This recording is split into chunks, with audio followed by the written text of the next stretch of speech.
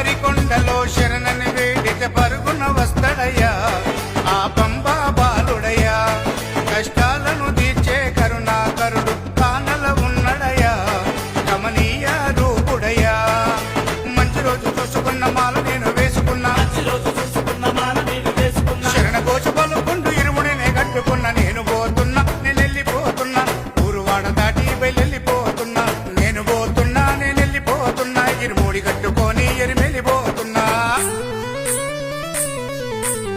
ఐదు కొండల్ల దేవుడయ్యా